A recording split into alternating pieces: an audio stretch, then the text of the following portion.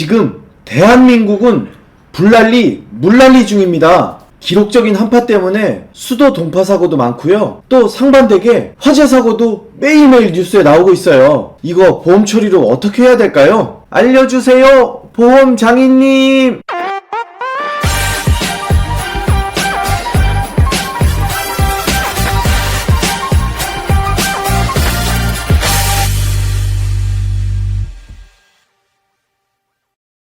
안녕하십니까. 보험을 쉽고 정확하게 원포인트 레슨 해드리는 보험장인 보장 구자연입니다.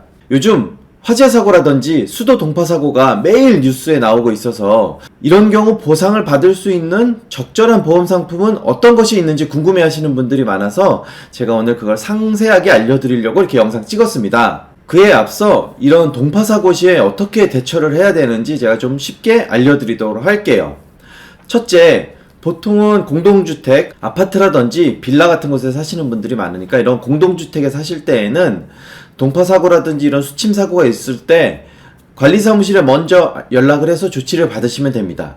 둘째, 스프링클러나 소화전 같은 공용배관에서 수침사고가 발생됐을 때에는 관리사무실에 연락해서 조치를 받으시면 되고, 이 관리사무실에서는 그에 알맞는 보험 상품에 가입되어 있어야 합니다. 셋째, 우리 집에서 누수가 돼서 우리 집이 피해를 본 경우에는 자체적으로 처리를 하시면 되니까 요거는 알맞는 보험 상품을 가입을 해놔야 되겠죠. 넷째, 우리 집에서 누수가 돼서 아랫집으로 수침 피해가 발생됐다면 우리 집에서 물어줘야 돼요. 그런 경우에 알맞는 보험 상품이 또 있으니까 그것도 지금 제가 설명을 좀 드리도록 할게요. 이 경우 화재보험에 가입되어 있다면 알맞는 보상 처리를 받을 수도 있고, 다른 집에 피해를 입혔다고 하면 그 피해에 대한 보상도 해줄 수 있습니다. 화재보험이 단지 불이 나서 우리 집에 화재 피해가 발생되던지 아니면은 다른 집으로 화재 피해가 번졌을 경우 그걸 물어주는 기능도 있지만, 또 반대로 수침 손해라든지 침수 손해, 급배수 시설에 대한 손해 때문에 발생된 피해를 보상을 해주는 특약들이 있으니까 여러분들 화재보험이 비싸지 않거든요. 보통 2만원, 3만원 아주 저렴한 금액으로 이런 모든 사고에 대해서 보상 처리를 받을 수 있으니까 저렴한 금액에 가입하셔서 이 겨울뿐만 아니라 4계절 내내 일어날 수 있는 모든 사건 사고에서 걱정하지 않도록 좀 자유로웠으면 좋겠습니다. 자, 화재보험에서 어떠한 내용들을 보장을 해주는지 좀 자세하게 한번 살펴보도록 하겠습니다. 체크! 자, 주택화재보험은 제가 전에도 한번 말씀드린 것처럼 삼성화재가 상품력이 상당히 좋습니다. 그래서 삼성화재 기준으로 한번 설명을 드리도록 할 텐데, 여러분들이 주택화재보험 가입할 때 좀 상당히 주의하셔야 될 사항을 여기에 좀 알아보시기 쉽게 설명을 해놨습니다. 동파로 인한 누수도 보장이 될까? 이 부분 한번 여러분 같이 한번 살펴보시면, 삼성화재의 약관에는 제2조 보장하지 않는 손해를 보면 보험의 목적물이 발효, 자연 발열, 자연 발화로 생긴 손해, 그러나 자연 발열 또는 자연 발화로 연소된 다른 보험의 목적에 생긴 손해는 보상합니다. 이렇게 써 있는데, 타사의 약관을 한번 보면 자연 발열, 자연 발화, 마모, 내재적 결함, 재질 변경, 녹, 부식, 누설, 쥐, 곤충, 해충, 기후 온도 조절 변화, 통상적인 해수면의 변화, 기타 점진적으로 작용하는 원인으로 생긴 손해, 단, 발열, 발화로 연소된 다른 목적물에 생긴 손해는 보상하여 드립니다. 이렇게 써 있어요. 그러니까 여기 마모, 내재적 결함, 재질 변경, 녹, 부식, 대부분 동파가 얼어서 터진 것도 있지만 재질이 낡아서 혹은 녹슬어가지고 사고가 나는 경우도 있는데, 이런 거는 타사는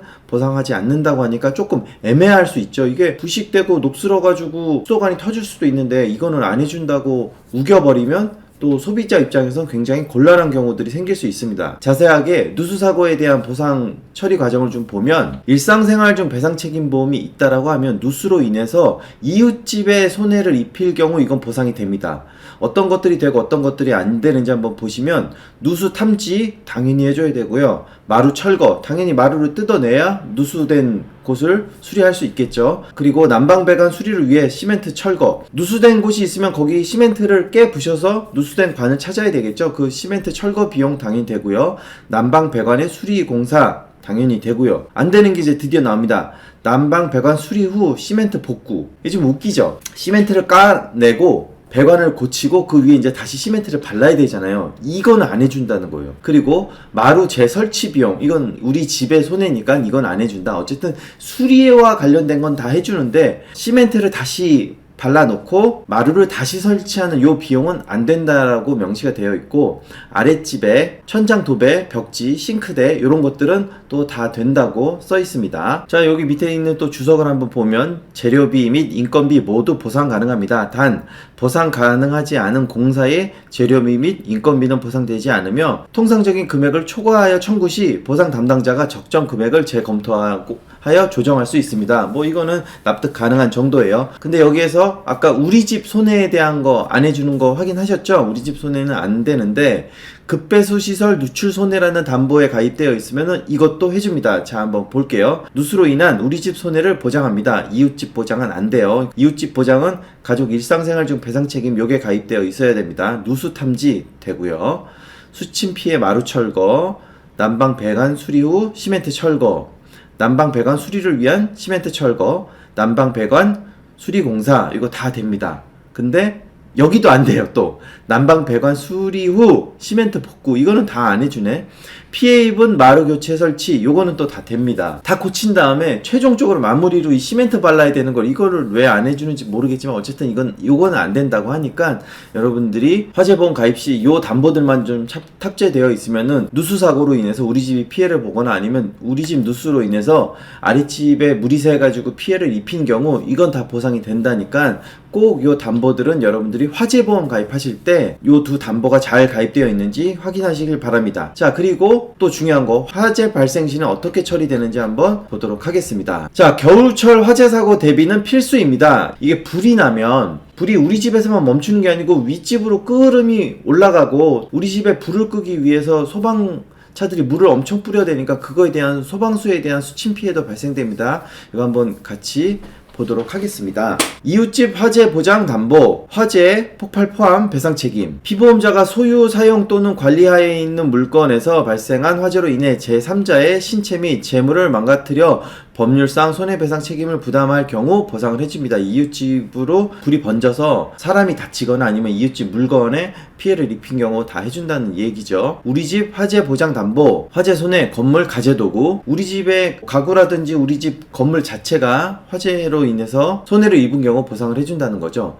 주택, 화재 붕괴, 복구 비용 지원. 화재로 인해서 우리 집이 붕괴되거나 아니면 다시 지어야 될 때 그 비용을 지원을 해준다는 얘기고요. 화재 임시 거주비라고 해서 우리 집이 화재 나서 다시 이제 뭐 공사를 하거나 이런 경우 어디 가서 묵을 곳이 필요하잖아요. 그런 경우 임시로 거주하게 되는 곳에 뭐 숙박업소겠죠. 여기에 거주 비용을 지원을 해준다는 얘기고요. 가족, 화재 벌금, 실화 책임에 관한 법률 때문에 화재로 인해서 피해를 입힌 경우 그 사람의 과실 정도에 따라서 이게 중과실이냐 아니면 경과실이냐에 따라서 벌금이 나오거든요. 그 벌금이 나오게 되면 그 벌금을 보험회사가 대신 납입을 해준다는 얘기죠.